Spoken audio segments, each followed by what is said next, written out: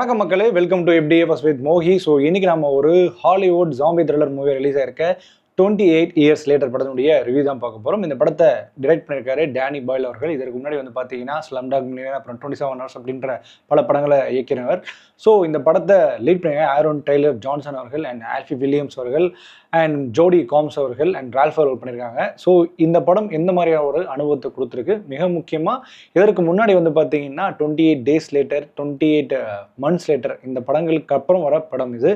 So அந்த படங்களை பார்த்துட்டு தான் அந்த படம் பார்க்கணுமா அப்படின்னு கேட்டிங்கன்னா அப்படிப்பட்ட அவசியம் தேவைப்படாது இந்த படத்துக்கு. ஸோ ஒரு ஸ்டாண்டலோனாகவே நீங்கள் கருதலாம். ஸோ இந்த படம் எந்த மாதிரியான அனுபவத்தை கொடுத்தது, எந்த மாதிரியான த்ரில்லர் கொடுத்தது அப்படின்றத டீட்டெயிலான ரிவ்யூவில் பார்ப்போம். போகிறதுக்கு முன்னாடி இந்த ரிவ்யூவானது உங்களுக்கு பிடிச்சிருந்தா மறக்காமல் லைக் பண்ணுங்கள், கமெண்ட் பண்ணுங்கள், ஷேர் பண்ணுங்கள், சேனலை சப்ஸ்கிரைப் பண்ண மறந்துடாதீங்க. வாங்க நம்ம ரிவ்யூக்கு போகலாம். ஸோ 28 இயர்ஸ் லேட்டர் இந்த படத்தினுடைய கதை சுருக்கம் என்ன அப்படின்னு கேட்டிங்கன்னா, பிரிட்டிஷ் எம்பையர் வந்து பார்த்தீங்கன்னா ஒரு வைரஸ்னால அஃபெக்ட் ஆகப்படுது. ஸோ அதுலேருந்து வேற ஒரு அங்கே இருக்கிற மக்கள் அஃபெக்ட் ஆனதை தாண்டி மற்ற மக்கள்லாம் வந்து பார்த்திங்கன்னா ஒரு ஐலாண்டில் குடியேறிடுறாங்க. குடியேற பார்த்தீங்கன்னா 28 வருஷத்துக்கு அப்புறம் காட்டப்படுது. ஸோ 28 வருஷத்துக்கு அப்புறம் வந்து பார்த்தீங்கன்னா அங்கே இருக்கிற ஒரு குறிப்பிட்ட மக்கள் அவங்களுக்குள்ளேயே தான் இருக்கிறாங்க. ஸோ அங்கே ஆரன் அவளுடைய சன் வந்து பார்த்தீங்கன்னா இவர் வந்து ஹண்ட் பண்ண கூட்டு போகிறாரு. நம்ம வா போகலாம், அந்த மெயின்லேண்டுக்கு போவோம், மெயின்லேண்டில் போய் என்ன நடக்குது, நம்ம வந்து ஒரு ஹண்டிங் ப்ராசஸ் தான் போகிறோம் அப்படின்னு சொல்லிட்டு கூட்டு போகிறாரு. கூட்டு போயிட்டு அங்கே என்னென்ன இருக்குது, எந்தெந்த மாதிரி உலகம் இருக்குது அப்படின்னு சொல்லிட்டு அவருக்கு வந்து பார்த்தீங்கன்னா அவரோட பாயிண்ட் ஆஃப் வியூவில் தான் அந்த படமே நகரப்படுது. அவரோட பாயிண்ட் ஆஃப் வியூவில் பார்க்கும்போது இவ்வளோ பெருசாக இருக்குது, நாமே இதுக்குள்ளே இருக்கும் அப்படின்னு சொல்லிட்டு அவருக்கு ஒரு ஆதங்கம். ஸோ அதுக்கப்புறம் அங்கே போயிட்டுலாம் வந்துட்டாங்க. அதுக்கப்புறம் போயிட்டு வந்து பார்த்தீங்கன்னா அவர் புலம்புறது என்னென்னா, எல்லாரும் பொய் சொல்கிறாங்க, இங்கே இருக்கவங்க எல்லாருமே பொய்யா தான் நடந்துக்கிறாங்க, பொய்யா தான் சொல்கிறாங்க, இங்கே நிறைய விஷயங்கள் இருக்குது, நம்மளுக்கு இது மட்டும் உலகம் இல்லை, அந்த உலகம் இருக்குது, நம்ம சர்வைவல் ஆகலாம் அப்படின்னு சொல்லிட்டு அதை நோக்கி அவங்க அம்மாவை ஒரு பக்கம் கூட்டு போகிறாரு. அதுக்கப்புறம் என்ன ஆச்சு அப்படின்ற கதையை நோக்கி தான் இந்த படம் நகரப்படுது. இந்த படத்தினுடைய பாசிட்டிவ் நெகட்டிவ் பற்றி பேசுவோம். இந்த படத்தினுடைய மெயின் ஹீரோ அப்படின்னு கேட்டிங்கன்னா இந்த படத்தினுடைய அந்த பையன் ஆல்ஃபி வில்லியம்ஸ் அவர்கள் தான். நீங்கள் எல்லாரும் நினச்சிருந்தீங்கன்னா அந்த ஆரோன் டெய்லர் அப்படின்னு நினச்சிங்கன்னா கிடையாது. ஸோ ஆரோன் டெய்லர் வந்து ஒரு சப்போர்ட்டிங் ரோலாக பண்ணியிருக்காரு, அதாவது அவங்க அப்பா ரோலாக பண்ணியிருக்காரு. அவர் ஒரு தனி ட்ராக்கு. பட் இந்த பாயிண்ட் ஆஃப் வியூ, இந்த பையனோட பாயிண்ட் ஆஃப் வியூ இருக்கிற உலகம், இவன் எப்படி இந்த உலகத்தை அணுகிறான், இந்த பையன் வந்து எப்படி உலகங்கள் வேறுபட்டிருக்கு, அதே மாதிரி 2 விஷன் ஆஃப் பார்க்குறான் உலகத்தை. ஒன்று வந்து இங்கே இருக்கிற உலகம், அங்கே இருக்கிற உலகம், அங்கேருந்து இந்த உலகத்தை பார்த்தா எப்படி இருக்குது, இங்கேருந்து அந்த உலகத்தை பார்த்தா எப்படி இருக்குது அப்படின்ற மாதிரி ஒரு பாணியில் காட்டப்படுறது. ஸோ அவனோட பாயிண்ட் ஆஃப் வியூவில் அவனோட நடிப்பு இந்த படத்துக்கு ஒரு பெரிய ஒரு சப்போர்ட்டிங் சொல்லலாம். இந்த பையனோட நடிப்பு ரொம்பவே நல்லா இருந்தது. ஃபர்ஸ்ட் ஆஃப் ஃபுல்லாகவே இந்த ஹண்டிங், அதை பற்றி தெரிஞ்சுக்கிறது, அதை பார்த்து ப்ராசஸ் அப்படி இருக்கும். செகண்ட் ஆஃப் வந்து அனுபவத்தோட அந்த இடத்துக்கு போகிறான். ஆமாம் நான் பார்த்துக்கிறேன், நான் அவனை கூட்டு போகிறேன், நான் அவனை சேவ் பண்ணுறேன் அப்படின்னு சொல்லிட்டு அவங்க தைரியமாக அவனை கூட்டு போய் நிறைய விஷயங்களை சேலஞ்ச் பண்ணுறதா இருக்கட்டும், ஆல்ஃபா ஜாம்பிஸ்லாம் அட்டாக் பண்ணும்போது அவங்க வந்து கையாளுற விதமாக இருக்கட்டும், கடைசியில் ஒரு முக்கியமான நபர் இழக்கிற நேரம் திறந்ததை கூட அவனுடைய எமோஷன்ஸாக இருக்கட்டும், இது மாதிரி அந்த இடத்துல வந்து பையன் வந்து பூந்து விளாண்டுற நடிப்பில் ஸோ நல்ல ஒரு ஆக்டிங் கொடுத்துருக்கான். அடுத்ததாக வந்து பார்த்திங்கன்னா இந்த படம் எடுக்கப்பட்ட விதம் அப்படின்னு சொல்லலாம், இந்த வே ஆஃப் பிக்சரைசேஷன். இந்த படத்தினுடைய பிக்சரைசேஷன் வந்து பார்த்திங்கன்னா ஃபுல் அண்ட் ஃபுல் இந்த படம் வந்து ஐஃபோனில் எடுக்கப்பட்ட ஒரு படம். ஸோ இந்த ஐஃபோனில் எடுக்கப்பட்ட படம்னா ஐஃபோனில் மட்டுமே இல்லை, சில எக்யூப்மெண்ட்ஸ் அதாவது லென்சஸ்லாம் யூஸ் பண்ணி இந்த படம் ஐஃபோனில் எடுப்பேன். ஏன் அது இந்த படத்தை ஏன் பர்டிகுலர் ஐஃபோன் எடுக்கும்போதுனா, நிறைய படத்தில் ரன்னிங் ஷாட்ஸ் இருக்கும், நிறைய வைட் ஆங்கிள் ஷாட்ஸ் இருக்கும், நிறைய மிக முக்கியமாக ரொம்ப ஃபேஸில் வந்து க்ளோஸ் டு த ஷார்ட்ஸ் நிறையா இருக்கும். ஸோ புதுசாக ஒரு புது முறையாக ட்ரை பண்ணியிருக்காங்க. அது எல்லாமே படத்தில் நல்லா ஒர்க் அவுட் ஆகிருக்கு. சில ஷேக்கியான தருணங்கள் இருந்தாலுமே இந்த படத்துக்கு தேவையான விஷயமாக தான் இருந்தது. அந்த மேக்கிங் பை ப்ராசஸ் வந்து ரொம்ப நல்லது. முக்கியமாக சினிமாகிராஃபி ரொம்பவே டாப் நாச்சாக இருந்தது அப்படின்னு சொல்லணும். அதுமாதிரி படத்தில் வந்து புதுசாக ஒரு எடிட்டிங் கட் மாதிரி ட்ரை பண்ணியிருக்காங்க. லைக் வந்து இப்போ ஒரு ஆரோ வந்து த்ரோ பண்ணுறாங்கன்னா அது இங்கே ஒரு டச் ஆகிட்டுனா அதுக்கப்புறம் இங்கே ஒரு ஆங்கிள் ஒரு காட்டுறாங்க. அது ஒரு மாதிரி நல்லா இருக்குது. அது ஒரு பார்க்கும்போது ஒரு மாதிரி வித்தியாசமாக தென்படுது. அண்ட் படம் ஃபுல்லாகவே பார்த்திங்கன்னா நிறைய நியூடிட்டி சீன்ஸ் இருக்குது. நியூடிட்டின்னா அவங்கெல்லாம் ஜாம்பியாக இருக்கிறவங்க. ஸோ ஜாம்பியாக இருக்கிறவங்கலாம் எந்த ஒரு ட்ரெஸ்ஸும் போடாமல் அவங்க வந்து அப்படியே ஒரு 25 வருஷமாக அழுக்காக அந்த இன்ஃபெக்ட் ஆனவங்க எப்படி இருப்பாங்க அப்படின்ற ஒரு விஷயம் இருக்குது இல்லையா.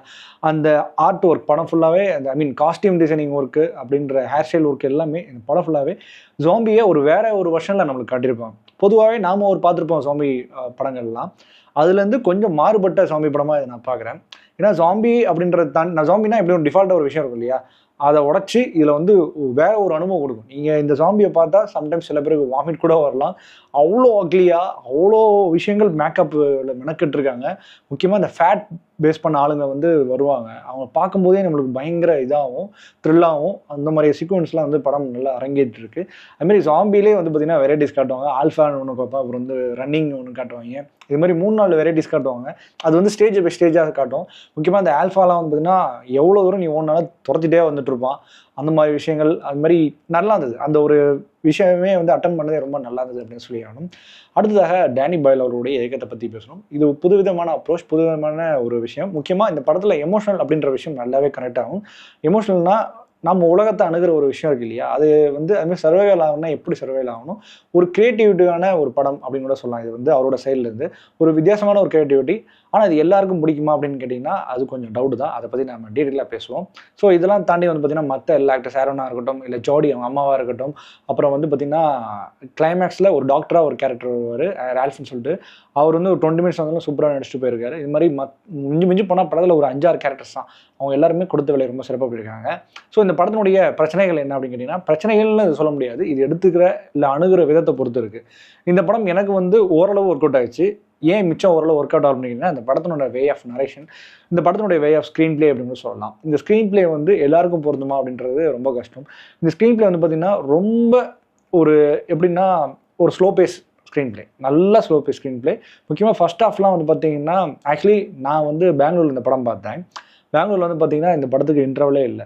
ஸ்டார்ட் டு எண்ட் வரைக்கும் உட்காந்து என்னடா இன்டர்வல்னு சொல்லிட்டு ஒரு கட்டத்தில் எனக்கு வந்து ஒரு மாதிரி உடம்பு டயர்ட் ஆரம்பிச்சிது. அப்புறமா தான் ஃபுல் ஃப்ளெஷ்டாக ஒரு படத்தை பார்த்தேன். ரொம்ப வருஷம், அதாவது நம்ம வீட்டில் பொதுவாக ஒரு ஃபுல் ஃப்ளெஷ்டாக படம் பார்ப்போம். அதுக்கப்புறம் தேட்டரில் ஃபுல் ஃப்ளெஷ்டாக பார்த்தோன்னா அது இந்த படமாக தான் இருக்கும். ஸோ இந்த படம் வந்து பார்த்திங்கன்னா ஒரு சில இடங்களில் டயர்னஸ் உண்டாக்கும். ஒரு சில இடங்களில் வந்து பார்த்திங்கன்னா சில அன்வான்டட் சீன்ஸ்லாம் இருந்தது. அன்வான்டட் சீன்ஸை தாண்டி இந்த சீன்ஸ் பெருசாக நம்மளுக்கு வந்து ஒரு சுவாரஸ்யமான விஷயங்கள்லாம் அமையல அப்படின்ற மாதிரி நிறைய சீன்ஸ் இந்த படத்தில் இருந்தது. அதுமாரி ஓவராலாக ஒரு படமாக பார்க்கும்போது கூட நீங்கள் ஒரு ரெகுலரான ஜாம்பி படங்களை வச்சு இந்த படத்தை கம்பேர் பண்ணிங்கன்னா அது உங்களால் ஏற்றுக்க முடியுமா இருக்காது. நீங்கள் ஜாம்பி, அதாவது இது ரெகுலரான ஜாம்பி படமாக இருக்காது. சிம்பிளாக சொல்லணும்னா நீங்கள் இந்த அணுகிற மாதிரியான ஒரு ஜாம்பி படமாக இருக்காது. வே ஆஃப் அட்டம்ப்டே இது வேறு, வே ஆஃப் கான்செப்டே இது வேறு, ஸோ வே ஆஃப் ஸ்டோரி டெல்லிங்கே இது வேறுன்றனால இது லைக் வந்து லிட்டரலி ஒரு எப்படி சொல்கிறதுனா, நீங்கள் அதான் சொல்கிறேனே, ஒரு டெம்ப்ளேட்டர் படம் கிடையாது. சிம்பிளாக சொல்லணும், டெம்ப்ளேட்டர் வே ஆஃப் மேக்கிங்கே இல்லை. ஸோ அதனால் இது எல்லாருக்கும் பொருந்துமான்றது ஒரு கஷ்டம். எனக்கு ஓரளவு ஓகே படும். அதுமாதிரி ஸ்க்ரீன் பிளே வந்து பார்த்திங்கன்னா நிறைய இடங்களில் ஒரு 2 hours வந்து இது அதுவே லேக் அந்த மாதிரி சில இடங்களில் ஃபீல் ஆயிடுச்சு. எஸ்பெஷலி செகண்ட் ஹாஃப்லலாம் ரொம்ப ஃபீல் ஆயிடுச்சு. அண்ட் ஃபர்ஸ்ட் ஹாஃப்லேயும் ஒரு சில இடங்களில். ஏன்னா இதை பற்றி அந்த உலகத்தை பற்றி நம்ம எல்லாருக்குமே தெரிஞ்சிருக்கோம். அதை பற்றி தெரிஞ்சுமே அந்த இடங்களில் போகும்போது அவங்க அப்பா எல்லாத்தையும் சொல்லிட்டே வர்றது, நரேட் பண்ணுறது, அப்புறம் அவங்க அட்டாக் பண்ணுறது, அந்த விஷயங்கள்லாம் வந்து பார்த்திங்கன்னா கொஞ்சம் இழுவையாக இருந்தது. மொத்தத்தில் இந்த படம் எப்படி இருக்குது அப்படின்னு கேட்டிங்கன்னா, இந்த படம் ஒரு வாட்சபிளான படம். இது நீங்கள் எப்படி எடுத்துக்கிறீங்களோ, எப்படி அணுகுறீங்களோ அதை பொறுத்து இருக்குது. ஸோ இந்த படம் வந்து கண்டிப்பாக 18+ இருந்தால் மட்டும் பாருங்கள். 18 கீழே இருக்கவங்க தயவு செஞ்சு பார்த்துறாதீங்க. பயங்கரம் படத்தில் வந்து நியூடிட்டி இருக்கும். அதேமாதிரி அது நியூடிட்டியை தாண்டி நிறையா ரொம்ப பிளட் ஸ்வெட்டாக நிறையா இருக்கும். ஸோ அதனால் அதை அவாய்ட் பண்ணிக்கிறது நல்லது. ஸோ இந்த படத்துக்கு நம்ம கொடுக்கக்கூடிய ரேட்டிங் என்ன அப்படின்னு கேட்டிங்கன்னா 5க்கு 3.2. ஓகே மக்களே, இந்த ரிவ்யூ பிடிச்ச நம்புறேன். இந்த ரிவ்யூ பிடிச்ச மறக்காமல் லைக் பண்ணுங்கள், கமெண்ட் பண்ணுங்கள், ஷேர் பண்ணுங்கள், சேனலில் சப்ஸ்கிரைப் பண்ண மாதிரி stay with me FDFS with மோகி.